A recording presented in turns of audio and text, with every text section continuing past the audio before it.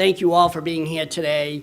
This is always the highlight of our year, to come together, celebrate the great work that all of you and the rest of our members across the state are doing on a daily basis. We really, at ABH, our job is to make it as easy as possible for all of you to serve the clients you serve on a daily basis.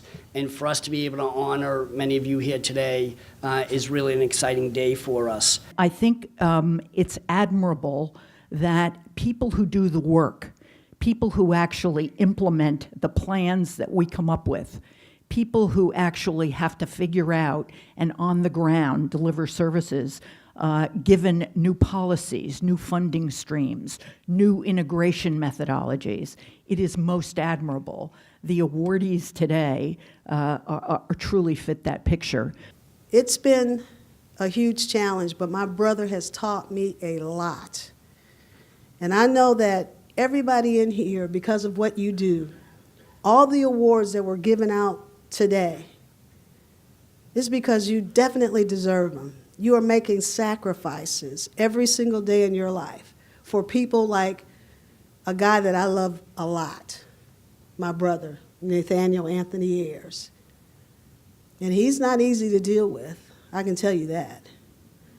I never know from day to day what's going to happen.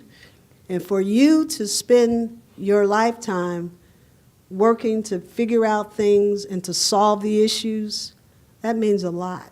We have the right ingredients when we take all of that and look at the excellence in this room, not only among the award winners, but among all of you. We have it here in this room. We can do this and we can make the difference that we've spoken about for so long. I feel great energy being here with all of you today. I salute the champions of excellence, and thank you for your continued work in this area.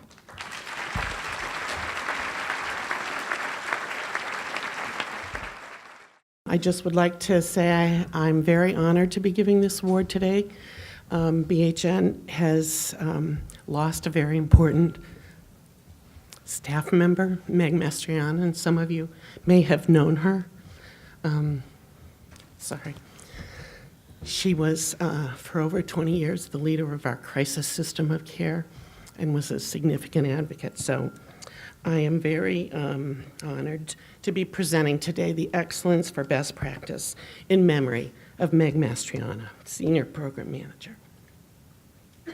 She was tireless in her work, particularly through her illness at the end, leading the development of a very innovative and peer-centered new program for us called the Living Room. I do want to acknowledge the Department of Mental Health's commitment of funds and the commitment of MBHP in putting out a request for peer-supported creative interventions that help individuals in crisis. With the department's funding, we were able to have Meg search for a model. She came up with one, and she put in a proposal, and it was accepted, and we now have something called the Living Room. And she was able to get it started and see its success before she passed away in August of this year.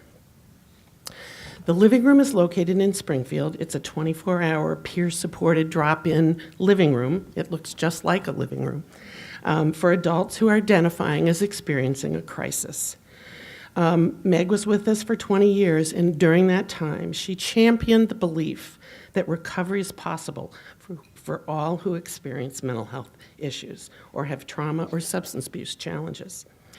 We're very proud that in the first year of operation, the Living Room supported over 1,600 individual guests who would not have had such a supportive guidance without Meg's vision and advocacy for this program. Out of those 1,600, 924 said that if they hadn't had this place to go, they would have gone to the emergency room. So we're very proud of that diversionary program. These early and dramatic successes follow on similar achievements where the model has been piloted in other states. Meg absolutely improved BHN's ability to offer possibilities for recovery. Her passion lives on at the Living Room, and because of that, many people are ensured a brighter future. And we have Meg and our peers to thank for that, those here around me who are the staff and the leadership for our program. We will truly miss Meg, but we will not forget her. So I would like to introduce Justin and Meg's sister, Linda, and we'll say a few words of thanks to you all for this wonderful award. Thank you.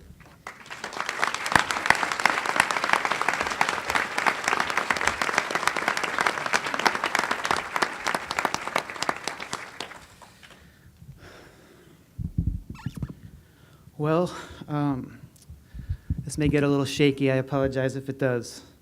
It is just an indescribable honor to be here accepting this award on behalf of Meg in the presence of so many esteemed and accomplished professionals who we know have huge hearts. I would like to first acknowledge Meg's sister, who we have the absolute privilege of accepting this with. And Linda, we just want to thank you from the bottom of our hearts for sharing Meg with us for all these years. Thank you for sharing her. This was her home. The reason I am here before you today is because we are honoring her vision in the development of her final program, which is the living room. And that's really a culmination of 30 years of diverse and creative work in which Meg was able to carve out a lasting legacy of achievement. Very briefly, highlighting some areas where Meg's leadership and vision were most noteworthy along the way. I feel like I would be doing her an injustice if I didn't mention her embrace of law enforcement and her tireless and ongoing efforts to increase collaboration between mental health professionals, social workers, and police. This became such a focus and a really big dream for Meg. And we are happy to say that after a long uphill battle, she finally did get to taste the fruit and see some lasting success in that collaboration. She also left her signature on so many other programs and departments, including the psychiatric crisis team for both men, women, and children, and services connected to those services. And the living room is a beautiful testimony and a touching capstone on her extraordinary body of life work. I'll never forget when she approached me about the concept. Herself and Matt Leone, our program coordinator, were working to secure the funding. And Meg called me in her office. She said, "Justin, I really have no idea what this program's going to be. I just know that I want you in a position of leadership and development."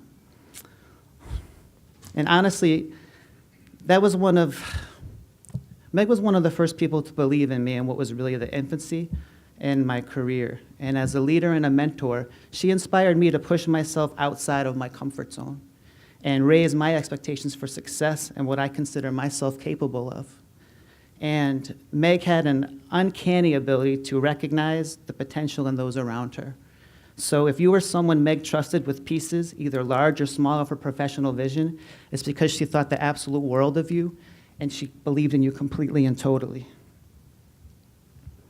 One of Meg's greatest strengths as a leader is her ability to harness and promote the strengths of those around her.